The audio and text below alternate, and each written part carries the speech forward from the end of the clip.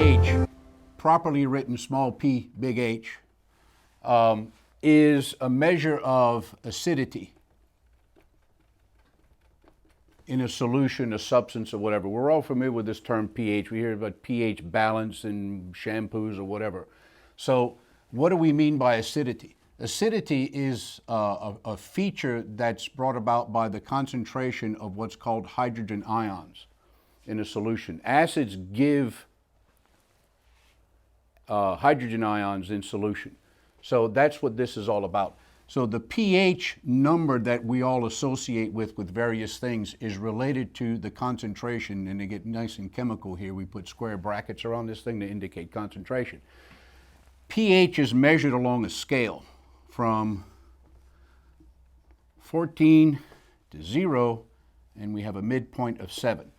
So anything pH range is below 7 is acid, and everything above that is termed alkaline, or alkali, or base, A-L-K-A-L. And there's a balance between hydrogen ions and what's called hydroxyl ions. That's what this is all based upon. So as we go down the scale, which is where we're working with our products and in agriculture, 6, 5, 4, 3, 2, 1, 0. Okay, 1, 2, 3, 5, 6. Okay, so on our containers, we always put 5 or below, and there's a specific reason for that. But let's go to the pH scale again. On the pH scale, every shift in number, like from 6 to 7, is a 10-fold increase in hydrogen ion concentration. So, for example, a pH 4 solution would have 10 times more hydrogen ions or more acidity than a pH 5 solution. And looking at it the other way, a 6 solution would have 10 times less than a 5. So it works along that line. Real quickly, and we will look at a chitosan molecule, which is our foundational functional raw material. So here's the basic entity here. When chitosan occurs in nature, or as it's supplied to us, it's in this form.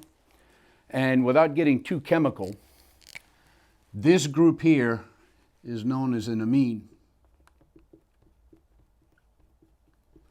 And in this particular state, in the form in which the chitosan comes to us, this structure here, or this group here, has a slight negative charge.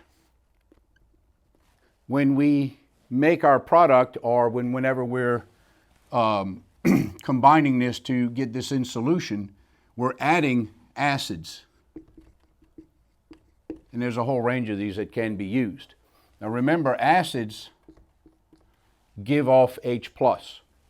And so there is a charge attraction here that takes place, and what we wind up with is an H+ stuck on there, and this now becomes positively charged. And that's basically what makes your chitosan soluble.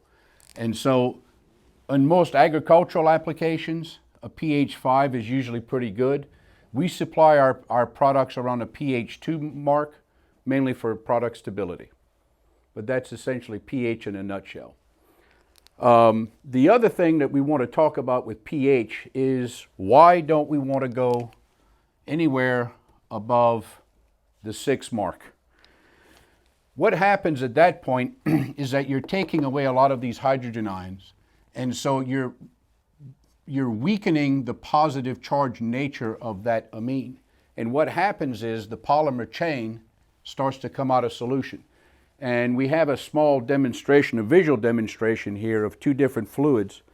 This golden one here is chitosan in an acid solution. It's clear, transparent. And in an alkaline situation, that white fluffy stuff in here is all chitosan. And for a grower, a distributor, or a farmer, we certainly don't want that in any of your spray tanks or in your spray lines, because it will clog things up. So we want to avoid that. And the way we do that is to give everybody an advisory that keep your solutions at pH 5